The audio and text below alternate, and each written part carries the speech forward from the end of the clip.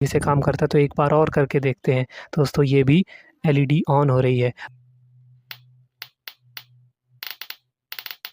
Beta times बड़ा current दूसरे transistor में जाएगा, वो बीटा टाइम्स और बड़ा हो जाएगा, तो ये बीटा स्क्वायर टाइम्स बड़ा हो गया। तो दोस्तों ये है मेरा मल्टीमीटर। इस मल्टीमीटर में है एक non contact voltage testing mode. इस मोड की मदद से आप बिना कॉन्टैक्ट के वोल्टेज को टेस्ट कर सकते हो।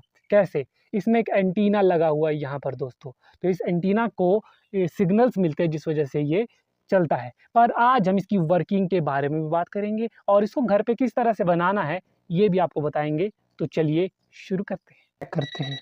तो जैसे ही आप इसकी ब्लिंकिंग देख सकते हो और दूर ले जाने पर ये ब्लिंकिंग नहीं कर रहा है, और जैसे इसके नज़दीक ले जाता हूँ तो ये ब्लिंक कर रहा है। तो इस तरीके से आप वोल्टेज को डिटेक्ट कर सकते हो। इस वायर में भी आप वोल्टेज को कुछ इस तरह से डिटेक्ट कर लोगे। अब चलिए अपना बनाते हैं।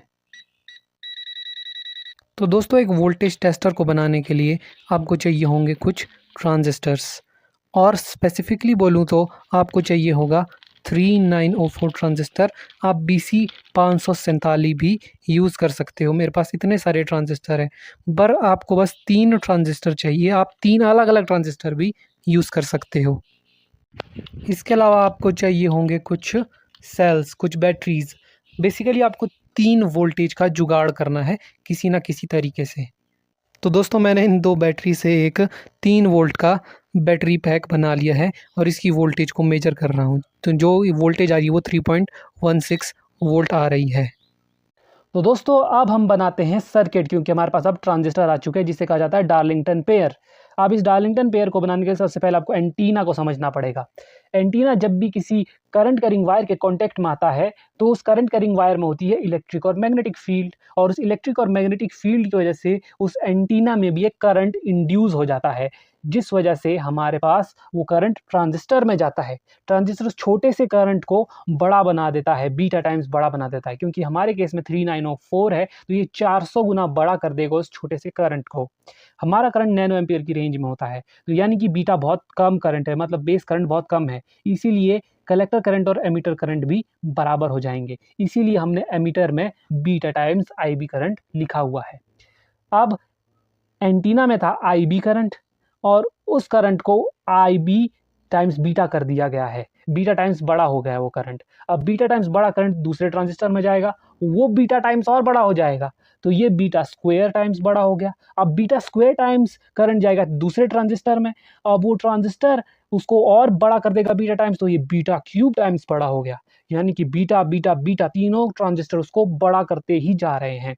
यानी कि 400 का क्यूब टाइम्स करंट हो चुका है अब, यानी कि 10⁶ टाइम्स बड़ा हो जाएगा करंट दोस्तों। तो हमारे पास नैनो एम्पियर की रेंज में था तो मिली एम्पियर की रेंज में करंट आ चुका है। अब हमारे पास एलईडी में से करंट फ्लो करेगा और एलईडी ऑन हो जाएगी। तो दोस्तों कुछ इस तरह से ये सर्किट काम करता है। अब हमें पता चल चुका है कि सर्किट किस तरह से काम करता है, तो चलिए इसे बनाते हैं, और इसे डार्लिंगटन पेयर बोला जाता है दोस्तों।